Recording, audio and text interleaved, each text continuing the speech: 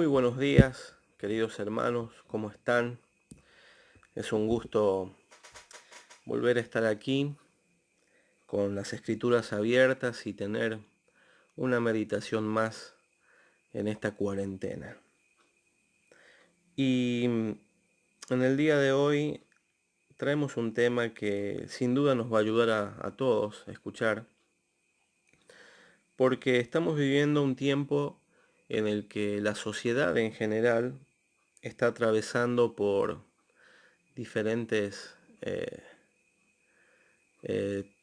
tipos o estados anímicos que nosotros también, aún siendo cristianos, somos susceptibles de padecer.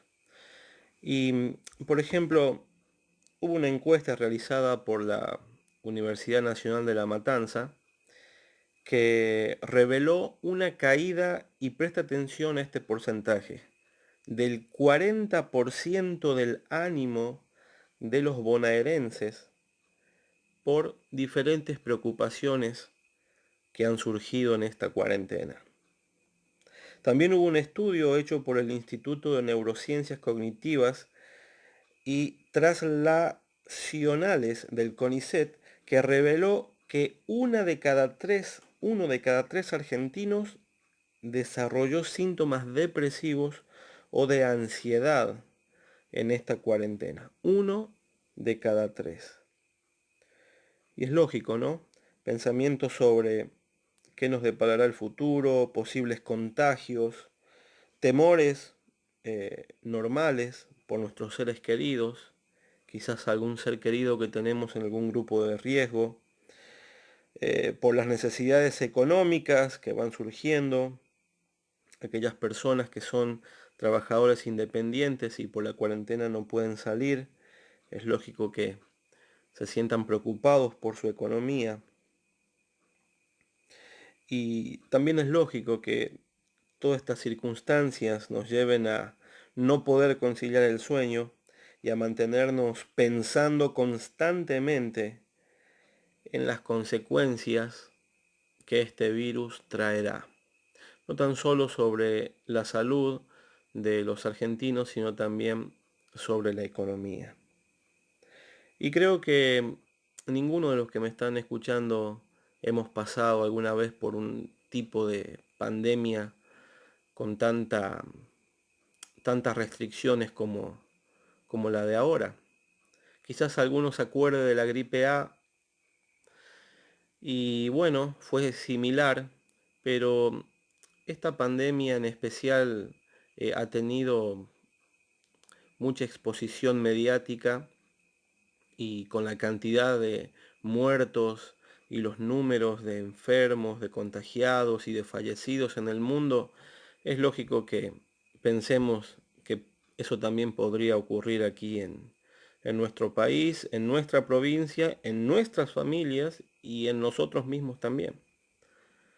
Por eso el Señor me ha guiado a poder meditar en un pasaje que nos va a ayudar muchísimo en este tiempo. Primera de Pedro, capítulo 5, versículo 7. Por favor, búsquelo en su Biblia. No se quede aquí con lo que yo voy a leer. Vaya, busque su Biblia, ábrala. Busque Primera de Pedro, capítulo 5, y vamos a leer el versículo 7. Un versículo muy conocido que yo quiero alentarles, queridos hermanos, a que podamos memorizarlo. Dice este versículo, Primera de Pedro, capítulo 5, versículo 7. Echando toda vuestra ansiedad sobre Él, porque Él tiene cuidado de vosotros. Otra vez, echando toda vuestra ansiedad sobre Él, porque Él tiene cuidado de vosotros. Ustedes saben que el apóstol Pedro, desde el capítulo 4 al final, comienza a escribirle a los creyentes y les va advirtiendo acerca de las diferentes pruebas o situaciones poco agradables que los cristianos tendrán que pasar. Y bueno, por ejemplo, el versículo 12 del capítulo 4 les dice que no se sorprendan cuando sean sometidos al fuego de la prueba, eh, sino que sean partícipes del gozo de los padecimientos de Cristo. Comienza luego en el capítulo 5 a hablarle a los pastores cómo deben apacentar la grey de Dios. Habla también a los jóvenes y cuando llega al versículo 6 es como que hablara a la congregación entera, ya sin distinguir entre pastores y ovejas o entre ancianos y jóvenes, sino para todos. Y desde el versículo 6 el apóstol Pedro nos alienta a humillarnos. Dice el versículo 6, humillaos pues bajo la poderosa mano de Dios para que Él os exalte cuando fuere tiempo. Y aquí viene nuestro versículo, echando toda vuestra ansiedad sobre Él, porque Él tiene cuidado de vosotros. Usted sabe que esta palabra, echar, de donde se traduce echando toda vuestra ansiedad sobre Él, hace referencia a cuando alguien coloca algo sobre otro. Podríamos decir poner sobre. Podríamos parafrasear este versículo y decir, pongan toda vuestra ansiedad sobre Él, quítenla de ustedes y pónganla en Dios, porque Él tiene cuidado de vosotros. Y yo no sé, queridos hermanos o queridos amigos que nos escuchen, cómo es la mochila que ustedes están cargando en este tiempo. En algunos con los cuales he estado conversando y con los cuales hemos estado orando e intercambiando motivos de oración, sé que estamos luchando con diferentes situaciones, pero en otros no. Y quizá usted que me está escuchando tiene una mochila sobre sus hombros bastante pesada. La preocupación ha generado en usted ansiedad, quizás algún síntoma de depresión, como decía la nota que hace un tiempo estaba recordando. Quizás usted es uno de esos del 40% que ha decaído su semblante, su ánimo, por las preocupaciones lógicas de esta pandemia. Pero aquí el apóstol nos alienta a quitar de nosotros esta ansiedad, esta preocupación y ponerla sobre Dios.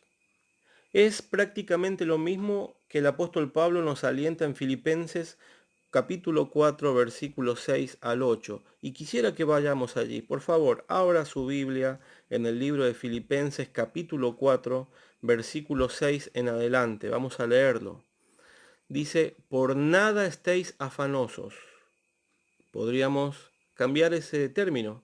Por nada estéis preocupados, por nada estéis ansiosos, por nada estéis angustiados, por nada estéis estresados, sino sean conocidas vuestras peticiones delante de Dios en toda oración y ruego con acción de gracias.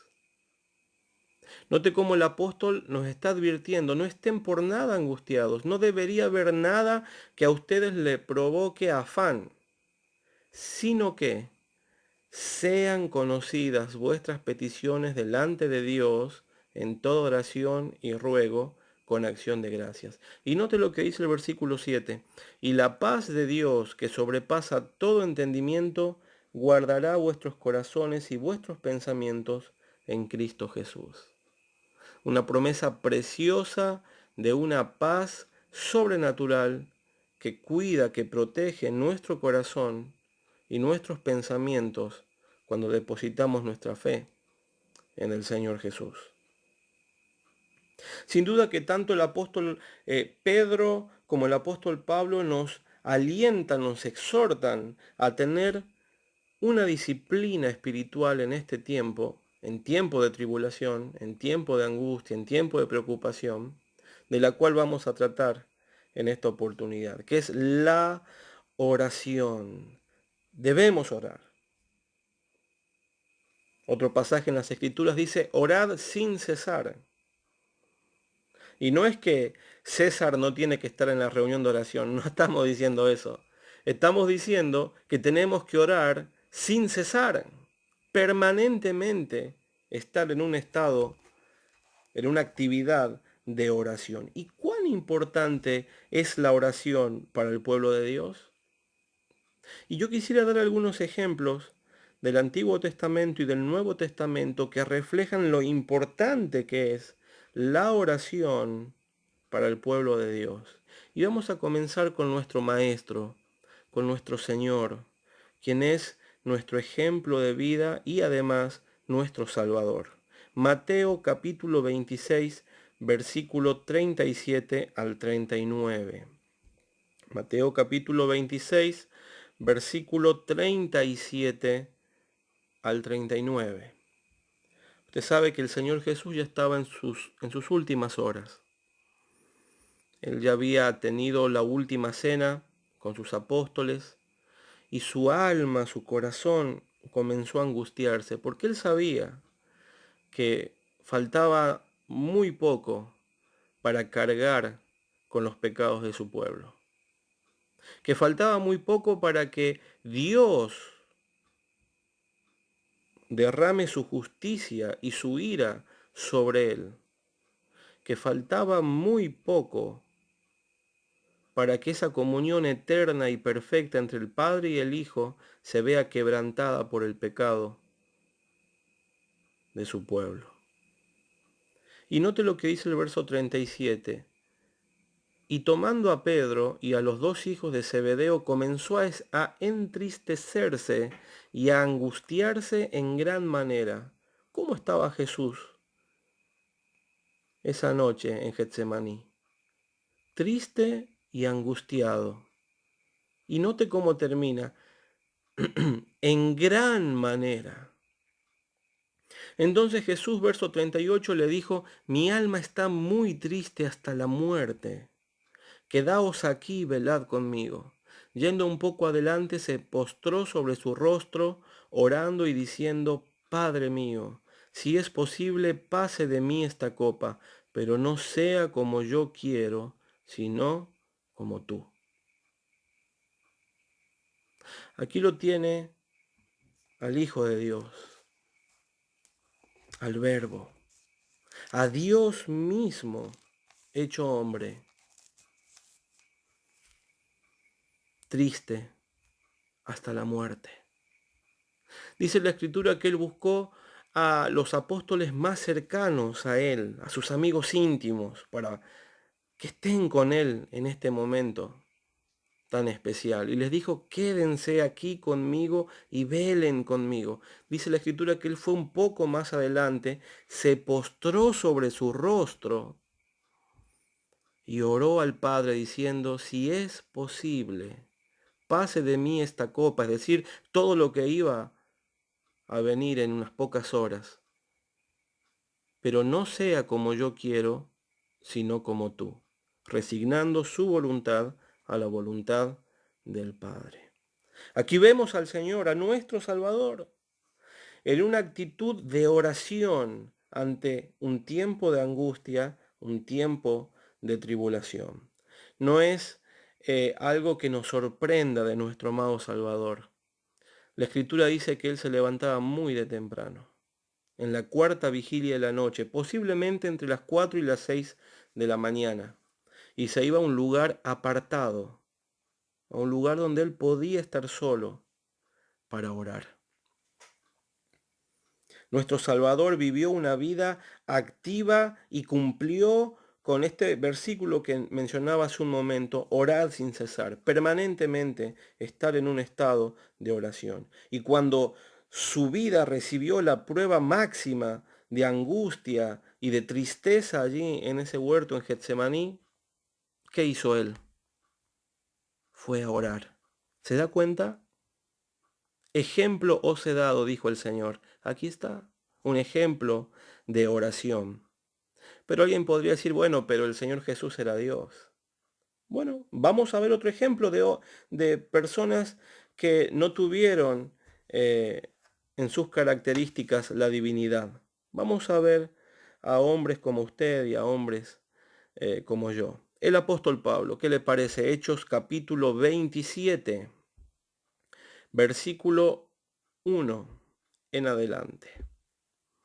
Usted sabe, también eran los últimos días del apóstol Pablo. Él había apelado en ese juicio injusto al que le habían llevado, había apelado ante ir al emperador romano y fue enviado a Roma. Vamos a leer el versículo 1. Dice, cuando se decidió que habíamos de navegar para Italia, entregaron a Pablo y algunos otros presos a un centurión llamado Julio de la compañía Augusta. Y embarcándonos en una nave adramitena que iba a tocar los puertos de Asia, zarpamos, estando con nosotros Aristarco, macedonio de Tesalónica.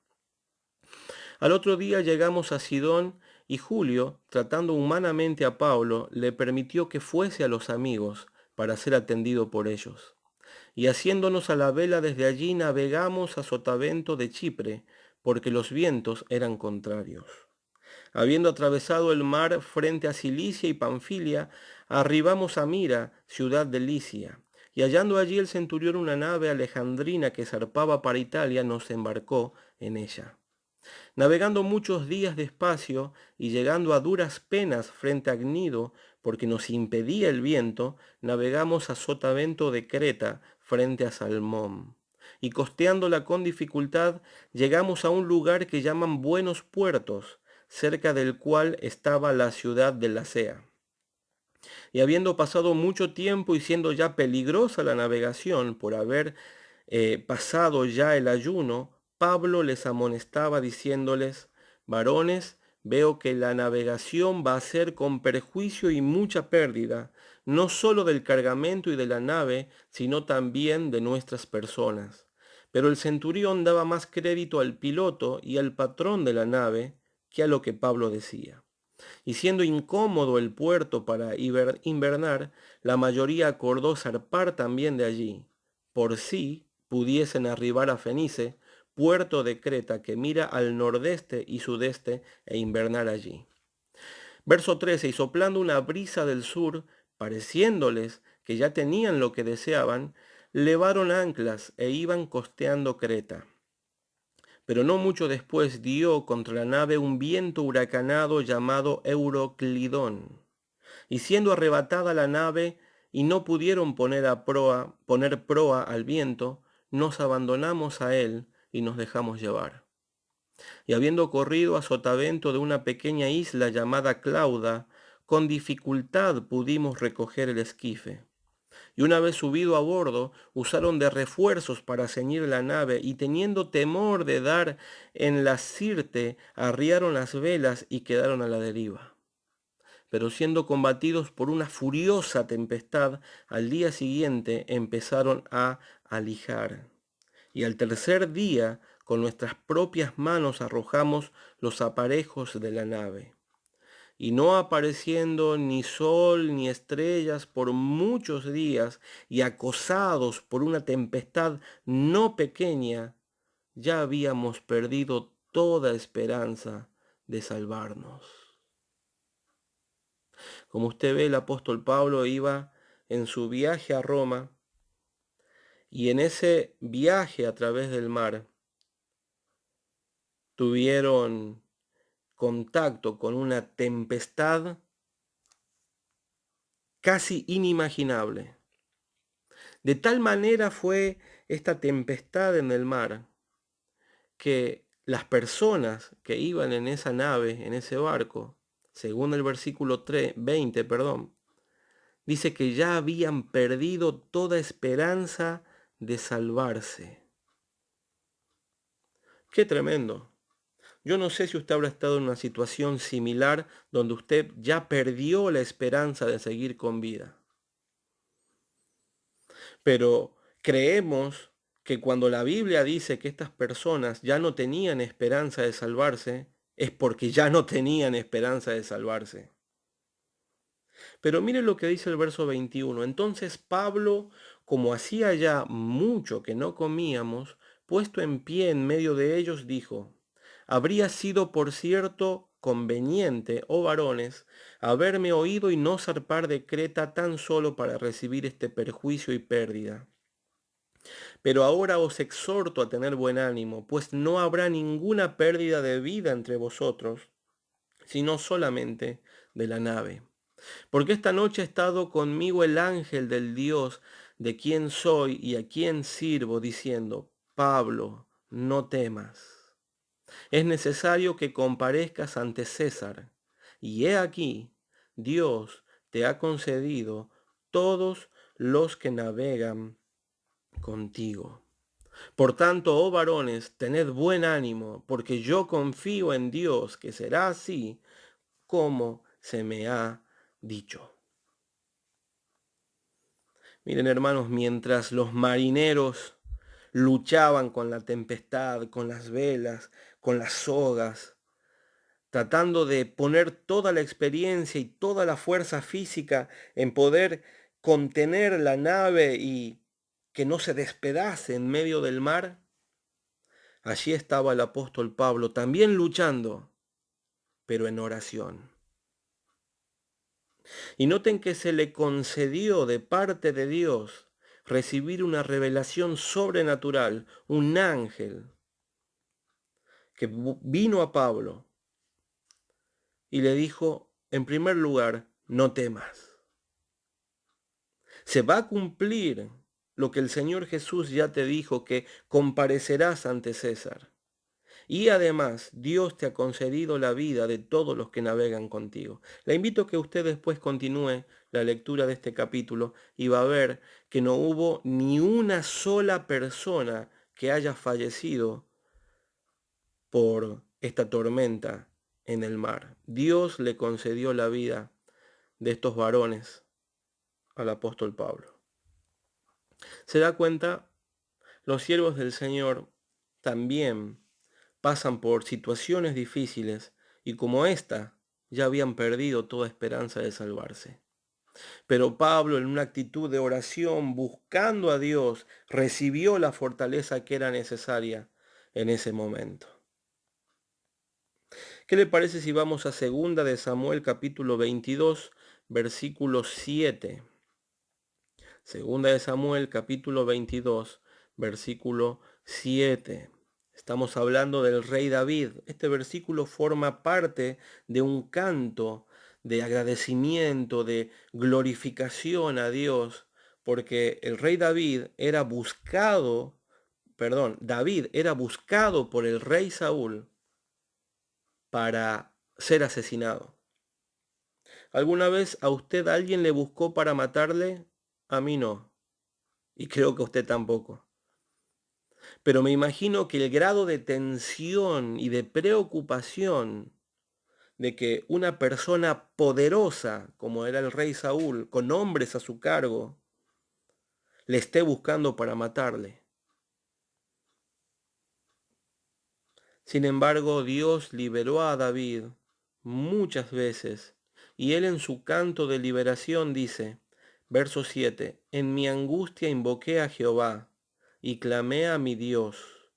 Él oyó mi voz desde su templo, y mi clamor llegó a sus oídos. Otra vez, en mi angustia invoqué a Jehová, y clamé a mi Dios. Él oyó mi voz desde su templo, y mi clamor llegó a sus oídos. Sin duda que David estaba en angustia. ¿Y qué hizo allí en angustia? Invocó a Jehová. Clamó a Dios. Y su voz, dice el verso 7, llegó a su templo. Y su clamor llegó a los oídos de Dios. Y Dios le liberó. Y Dios cumplió su promesa. Y después fue coronado como rey. Vamos a ver un último ejemplo más. Primera de Samuel, capítulo 1. Versículo 9 en adelante. Aquí tenemos el ejemplo de una mujer que se llama Ana. Primera de Samuel, capítulo 9, capítulo 1, Primera de Samuel, capítulo 1, versículo 9 al 20. Ahí está, Primera de Samuel, capítulo 1, versículo 9 en adelante. Vamos a leerlo. Dice, y se levantó Ana después que hubo comido y bebido en Silo, y mientras el sacerdote Elí estaba sentado en una silla, junto a un pilar del templo de Jehová. Ella con amargura de alma oró a Jehová y lloró abundantemente. E hizo voto diciendo, Jehová de los ejércitos, si te dignares mirar a la aflicción de tu sierva y te acordares de mí, y no te olvidares de tu sierva, sino que dieres a tu sierva un hijo varón, yo lo dedicaré a Jehová todos los días de su vida, y no pasará navaja sobre su cabeza. Mientras ella oraba largamente delante de Jehová, Elí estaba observando la boca de ella. Pero Ana hablaba en su corazón y solamente se movían sus labios y su voz no se oía, y Elí la tuvo por ebria. Entonces le dijo Elí, ¿hasta cuándo estarás ebria? Digiere tu vino. Y Ana le respondió diciendo, no, señor mío, yo soy una mujer atribulada de espíritu. No he bebido vino ni sidra, sino que he derramado mi alma delante de Jehová. Aquí tenemos a una mujer, Ana, que no podía tener hijos. Y esta situación produjo en ella amargura de alma, dice el versículo 10. ¿Alguna vez ha estado amargado? Yo sí. Y si usted ha estado amargado o amargada, estoy seguro que sabe lo triste que es estar en esa situación. Ella estaba amargada, pues su vientre era estéril. Y cuando había una fiesta religiosa en Silo, su esposo con toda la familia fueron allí a celebrar esa fiesta. Posiblemente haya sido la Pascua. Y dice que mientras estaban allí, ella fue a orar. Se puso junto a un pilar, dice, del templo y comenzó a derramar su alma delante de Dios. Allí vemos una situación particular. Dice la Biblia que Elí, que era el sacerdote, vio cómo esta mujer hablaba, solamente movía sus labios y no se escuchaba lo que decía, y pensó que estaba borracha. Posiblemente porque luego de hacer los sacrificios y de estar allí, se le hacían como una suerte de festividad social, donde lógicamente habían bebidas alcohólicas, y pensó que por haberse excedido estaba borracha. Sin embargo, después que Elí la exhorta a estar sana, ella le hace una aclaración. El verso 15 dice, no, señor mío, yo soy una mujer atribulada de espíritu. No he bebido vino ni sidra, sino que he derramado mi alma delante de Jehová. Dice el verso 16, no tengas a tu sierva por una mujer impía, porque por la magnitud de mis congojas y de mi aflicción he hablado hasta ahora. Elí respondió y dijo, ve en paz, y el Dios de Israel te otorgue la petición que le has hecho. Y ella dijo, halle tu sierva gracia delante de tus ojos. Y se fue la mujer por su camino, y comió. Y note lo que dice al final de este versículo. Y no estuvo más triste. Qué precioso. Verso 19, y levantándose de mañana adoraron delante de Jehová, y volvieron y fueron a su casa en Ramá. Y Elcana se llegó a Ana, su mujer, y presta atención lo que dice acá. Y Jehová se acordó de ella. Verso 20, aconteció que al cumplirse el tiempo, después de haber concebido Ana, dio a luz un hijo, y le puso por nombre Samuel, diciendo, por cuanto lo pedí a Jehová. Qué hermoso desenlace que tiene esta historia. Vemos a una mujer atribulada en gran manera, clamando al Dios de Israel, derramando su alma, como dice el versículo, delante de Dios, haciendo una petición desde el fondo de su corazón. Vemos también, como dice el versículo, que luego de haber orado y de haber derramado su corazón delante de Dios, se levantó, se fue por su camino y no estuvo más triste. No estuvo más triste. Pero vemos cómo Dios le bendice. Cuando terminó la festividad, posiblemente llegaron a su casa. El Cana dice se llegó a su mujer y Jehová se acordó de ella. Jehová se acordó de esa petición que le había hecho esta mujer y le concedió concebir a aquel que fue el gran profeta Samuel. Qué precioso desenlace, me emociona. Saber de que Dios en el momento oportuno, ni tarde ni apresurado, en el momento oportuno, se acuerda de las oraciones que le hemos hecho. ¿Hay alguna oración que le hayas hecho a Dios y que todavía no ha sido respondida? Déjame decirte que esa oración no ha caído en tierra. El Señor sabe cuándo la va a contestar. No te desesperes ni pierdas esperanza. Él sabe cómo la va a contestar y cuándo la va a contestar.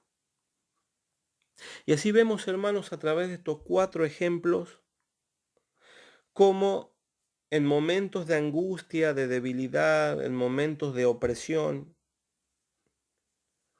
tanto el Señor Jesús como estas 3 personas, Pablo, David y Ana, buscaron a Dios a través de la oración. Usted sabe que veía en las noticias en estos días que uno de los medicamentos que más se está vendiendo en esta cuarentena son los somníferos. Los argentinos están sufriendo de síntomas de depresión, de síntomas de ansiedad. Y antes de acercarse a Dios, están anestesiándose con medicamentos. Prefieren dormir antes que enfrentar la realidad. Algunos de ellos no recurrirán a somníferos, pero sí recurren a cigarrillos que les quitan un poco la ansiedad, o al alcohol que los hace olvidar por un momento todo lo que está pasando. Y usted sabe que no tan solo la persona que no conoce a Dios recurre a esto, sino que los mismos creyentes también. Hay muchos creyentes que necesitan de una medicación para poder dormir. Qué triste. Y no me estoy refiriendo a aquellos que tienen alguna necesidad física y por eso el médico les ha eh, recomendado hacer uso de una medicación. Sino estoy hablando de aquellos creyentes que usan este tipo de escapes antes de recurrir a Dios por simple facilidad o por practicidad. Conozco algunos de ellos. Qué tristeza, hermanos, el despreciar a Dios y todo lo que la Escritura nos alienta para recurrir a una ayuda humana y que no soluciona el problema. ¿Y por qué el cristiano no ora? Hay iglesias que han cerrado sus reuniones de oración porque los creyentes no iban a orar. Y aquellas que continúan con reunión de oración, usted, si asiste, va a contar a los creyentes con los dedos de su mano.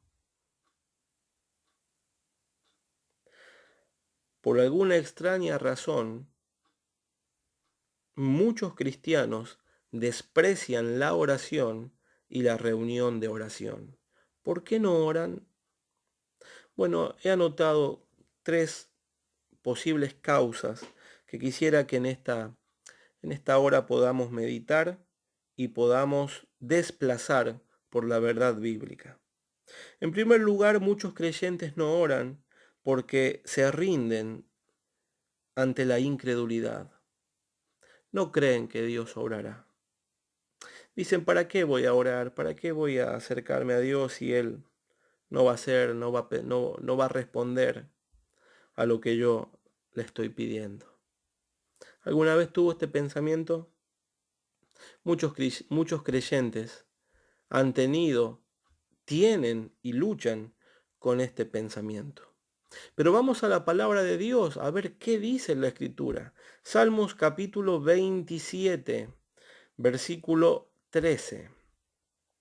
Dice el rey David, hubiera yo desmayado si no creyese que veré la bondad de Jehová en la tierra de los vivientes. Hubiera yo desmayado si no creyese que veré la bondad de Jehová en la tierra de los vivientes. Aguarda a Jehová, esfuérzate y aliéntese tu corazón.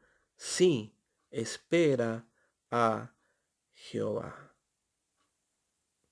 Muchos creyentes han desmayado. Creen que la oración ya no va a ser respondida por Dios. Acompáñenme al Salmo capítulo 57, versículo 1 y 2. Voy a leerlo en la versión NBI. Dice la palabra de Dios, ten compasión de mí, oh Dios, ten compasión de mí, que en ti confío. A la sombra de tus alas me refugiaré hasta que haya pasado el peligro. Clamo al Dios altísimo, al Dios que me brinda su apoyo. ¿Se da cuenta lo que dice la Escritura? Dios brinda su apoyo a sus hijos. Por eso debemos clamar a Él. Querido hermano, querida hermana, deje la incredulidad. Acérquese a Dios. Dios es bueno. Dice Proverbios que la oración de los justos es el gozo de Dios. Dios se siente feliz, gozoso cuando escucha a su pueblo acercarse a orar, porque Él es bueno. Y otra versión de este salmo que acabo de leer dice que Dios obra todas las cosas para el bien del pueblo de Dios. La incredulidad. Otra de las causas por las cuales el pueblo de Dios no ora es porque desconfían de la voluntad de Dios. Dicen, no creo que la voluntad de Dios me vaya a satisfacer, a gustar, vaya a cumplir con todas mis necesidades. Es mejor mi voluntad que la voluntad de Dios. Qué grave error. Vamos a la escritura, Romanos capítulo 12. Romanos capítulo 12, versículo 2, un pasaje que usted y yo ya conocemos. Dice, no os conforméis a este siglo, no se amolden a este siglo, sino transformaos por medio de la renovación de vuestro entendimiento, para que comprobéis cuál sea la buena voluntad de Dios, agradable y perfecta. ¿Cómo es la voluntad de Dios? Buena, agradable y perfecta. Sabe que sus mejores deseos para su vida no pueden alcanzar la perfección de la voluntad de Dios.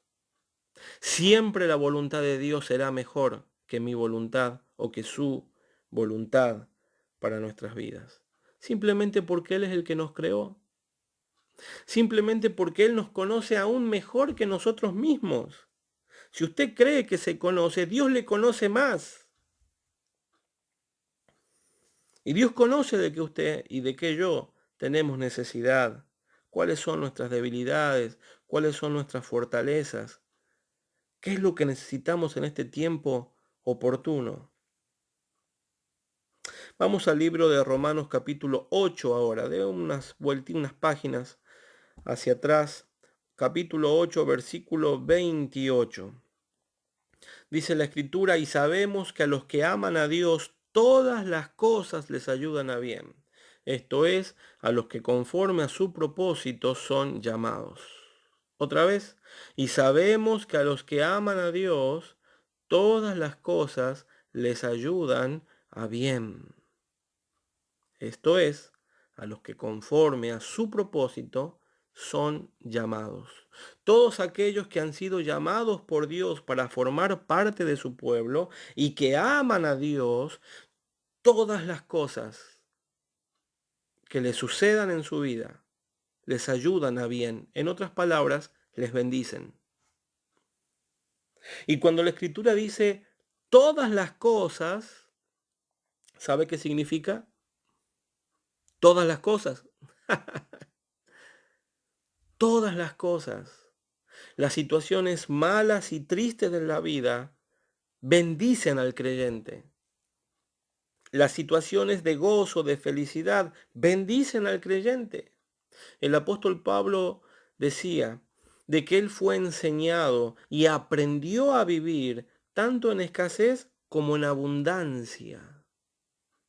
Y tanto en escasez como en abundancia tenía el mismo gozo de parte de Dios. ¡Qué equilibrio espiritual, emocional! Creo que muchos de nosotros anhelamos tener ese equilibrio, esa madurez espiritual. Muchos cristianos desconfían de la voluntad de Dios, pero querido hermano, le vuelvo a repetir, siempre la voluntad de Dios será mejor que su voluntad. Amén. Amén. Vamos con la tercera causa. La tercera causa por la que los cristianos no oran es porque la mente de ellos está llena de pensamientos en contra de Dios. Y usted va a decir, ¿cómo puede ser eso? Sí. Vamos a Génesis capítulo 3, por favor, acompáñeme. Vamos al capítulo 3, versículo 4 y 5. ¿Se acuerda la historia cuando Adán y Eva cayeron en pecado? La serpiente les tentó. Y la manera en que la serpiente les tentó fue en negar la palabra de Dios, lo que Dios les había dicho, e infiltrar pensamientos en el corazón de Eva y de Adán de que Dios no deseaba que ellos sean felices. Verso 4. Entonces la serpiente dijo a la mujer, no moriréis. ¿Qué les había dicho Dios? Que sí iban a morir. La serpiente le contradice y les dice, no moriréis. Verso 5. Sino que sabe Dios que el día que comáis de él, serán abiertos vuestros ojos, y seréis como Dios, sabiendo el bien y el mal. Y vio la mujer que el árbol era bueno para comer y que era agradable a los ojos y árbol codiciable para alcanzar la sabiduría, y tomó de su fruto y comió, y dio también a su marido, el cual comió así como ella. Satanás siempre, queridos hermanos, tratará de infiltrar pensamientos en nuestra mente que van en contra de Dios. Cuando usted tenga pensamientos que le llevan a pensar que Dios no le ama, que Dios no es bueno, que Dios es un tirano que gobierna este mundo con brazo de hierro, sin misericordia, y que se goza en ver el sufrimiento de la humanidad, no piense que estos pensamientos vienen del Espíritu Santo. Sin duda que estos pensamientos vienen del enemigo de nuestras almas, del enemigo de Cristo y del enemigo de la iglesia, Satanás. ¿Qué debemos hacer? Todos en algún momento de nuestra vida espiritual hemos tenido estos pensamientos. Hemos sentido desconfianza en Dios, hemos sentido incredulidad. ¿Qué debemos hacer? ¿Cuál es la solución? Salmos capítulo 1. Salmos capítulo 1, versículo 1 en adelante. Dice, bienaventurado el varón que no anduvo en consejo de malos, ni estuvo en camino de pecadores, ni en silla de escarnecedores se ha sentado, sino que en la ley de Jehová está su delicia, y en su ley medita de día y de noche. Ahí está la solución. Versículo 2. sino que en la ley de Jehová está su delicia, y en su ley medita de día y de noche. ¿Sabe por qué a veces tenemos estos pensamientos malos? Porque nuestra mente no está llena de la palabra de Dios. Porque somos tan frágiles en nuestra memoria que nos olvidamos de los atributos de Dios, que nos olvidamos de lo que la Escritura revela acerca de Dios y que nos olvidamos de cómo Dios ya ha obrado bendiciendo nuestras vidas en el pasado. Así somos. Así soy yo y así es usted, querido hermano. Por eso debemos meditar de día y de noche en la Escritura. Necesitamos memorizar la Escritura. Necesitamos leerla por la mañana y leerla por la noche. Porque en el momento de dificultad, si usted no tiene su mente llena de la palabra de Dios, usted va a desconfiar de Dios. Va a desmayar, como decía el rey David. Se va a rendir ante la incredulidad. Va a desconfiar de la buena, agradable y perfecta voluntad de Dios. Y su pensamiento será una pecera llena de pensamientos malos, diabólicos, en contra de Dios. Por eso, en este día, querido hermano, quiero proponerle un cambio. Traiga su incredulidad. El Espíritu de Dios le aumentará la fe en un Dios que le ama y le bendice. Traiga su desconfianza ante el trono de Dios para que Dios le llene de confianza y dependencia, porque Él es bueno y es inmutable, no cambia. Traiga esos pensamientos malos delante de Dios para que Él los cambie por pensamientos bíblicos,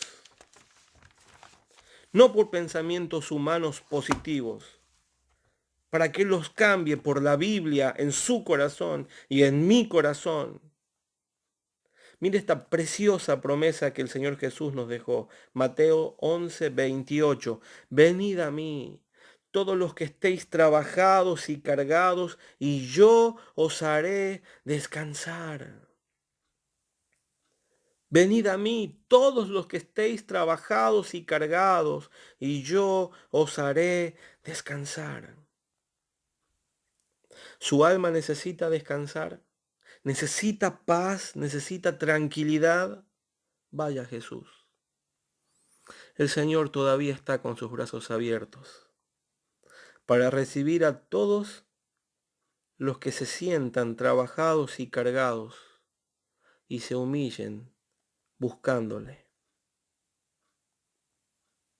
¿Hace cuánto que no va el Señor para derramar su alma y su corazón, como Ana? ¿Acaso sus oraciones son casi monótonas, donde dice 2, 3 palabras que aprendió, se levanta, sigue por su camino y su alma no cambió? Sabe que ese es el momento para dejar todo volverse a arrodillar y orar. Porque hasta que su angustia no quede a los pies de la cruz de Cristo, usted no tiene que levantarse de orar. Así me sabía aconsejar un pastor amado que Dios puso en mi vida. Me decía: Mauricio, orá hasta que la preocupación, la ansiedad desaparezca. Humildemente pedile al Señor que te dé su paz que promete en Filipenses 4:7. Y ese mismo consejo quiero traerles en esta hora. Querido hermano, hasta que su angustia, la preocupación, la falta de esperanza no quede a los pies del Señor Jesús, no se levante de orar.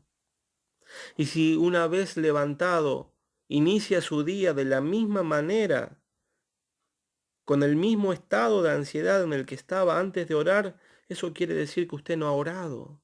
Vuelva a orar. Vuelva 1, 2, 3, 4, las veces que sea necesaria, hasta que su corazón quede limpio.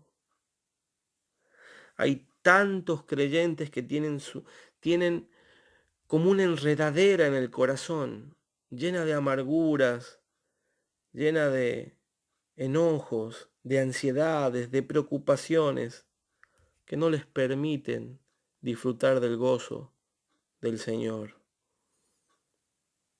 Tenemos que pasar tiempo con Dios si queremos disfrutar de este corto peregrinaje que Dios nos permite pasar por aquí. Para terminar, queridos hermanos, quiero dejarles algunas ideas prácticas. En primer lugar, para mejorar su vida de oración, haga una lista de oración. Haga una lista de oración. Agarre una hoja, un cuaderno, algo que usted donde pueda anotar y comience a orar por las personas que están más cercanas a su corazón, a su familia. Puede pedir por aquellos que todavía no conocen al Señor, que todavía no han sido perdonados de sus pecados. Puede pedir por aquellos que están enfermos, aquellos que tienen necesidades. También puede pedir por su prójimo, sus vecinos, sus compañeros de trabajo, sus compañeros de universidad, de escuela, de facultad. Debe pedir por los gobernantes, por las autoridades, como dice la Escritura, que oremos por ellos, para que Dios les dé sabiduría y también para que el Evangelio llegue a sus oídos. ¿Ya ha orado por las autoridades que le gobiernan? Puede orar por los que están en debilidad, aquellos creyentes que están enfermos, aquellos que están apartados, aquellos que están enfermos espiritualmente. ¿Sabía usted que hay muchos pastores que están hoy enfermos de coronavirus en Europa? Deberíamos orar por ellos. ¿Sabía que hay muchos cristianos que están siendo perseguidos en los países asiáticos y no pueden abrir la Biblia con libertad como usted y como yo la podemos abrir? Deberíamos orar por ellos. ¿Sabe que hay creyentes que han tenido pérdidas familiares, económicas, de salud en este tiempo y están muy angustiados o están tristes? Deberíamos orar por ellos. Y allí, en último lugar, usted también podría orar por usted mismo, por sus deseos, por sus necesidades, por lo que su corazón anhela. Dice Matthew Henry que cuando estamos en oración, Dios nos permite, en una actitud de humildad, presentar ante su presencia aquellas cosas que nuestro corazón anhela y desea. Pero sabe que no tan solo usted podría hacer una lista de oración, sino que también puede tener un cuaderno con las promesas de Dios, porque usted debe llenar su mente y su alma de la Escritura, de la Biblia, no de un libro de autoayuda, de la Biblia. Es el único libro que tiene poder para cambiar su vida. Busque un cuaderno, anote las promesas de Dios, aquellas en las que Dios le está hablando, le está alentando, anótelas. Téngalo a mano allí, a ese listado, a ese cuaderno donde usted pueda recrear su mente en las promesas de Dios. Memorice la Escritura. Memorice la Escritura. ¿Cuántos necesitamos memorizar la palabra de Dios? Yo necesito memorizar la palabra de Dios. ¿Usted?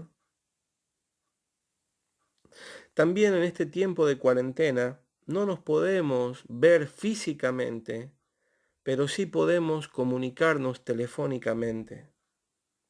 Por eso quiero alentarle a que, como tercera medida, fortalezca su comunión con hermanos y con hermanas de la iglesia local. No tan solo les escriba para ser ayudado por ellos, sino que involúcrese en sus vidas y pregúntele por sus necesidades, por su situación espiritual, a los fines de ayudarlos también. Gálatas capítulo 6, versículo 2 dice de que debemos sobrellevar las cargas los unos de los otros y así cumplir la ley de Cristo, que es el amor. Y como cuarta medida, acérquese a sus líderes espirituales, a sus pastores, y pídale consejos. ¿Qué hacer en la situación en la que usted está. Si usted pone a prueba estas 4 medidas, estas 4 ideas prácticas que le estoy dando, yo le aseguro y le garantizo de que su vida espiritual va a mejorar. Orando al Señor, su vida espiritual va a mejorar. Memorizando las escrituras y llenando su alma de las promesas de Dios, su vida espiritual, anímica, va a mejorar. Fortaleciendo la comunión con sus hermanos y con sus hermanas, su vida va a mejorar. Y pidiendo consejo a líderes espirituales sabios, su vida va a mejorar. Así que, queridos hermanos, quiero alentarles nuevamente. Hagamos de la oración nuestro respirar. Venid a mí, todos los que estáis trabajados y cargados, que yo os haré descansar, dijo el Señor Jesús. ¿Iremos a Él? Amén. Que así sea.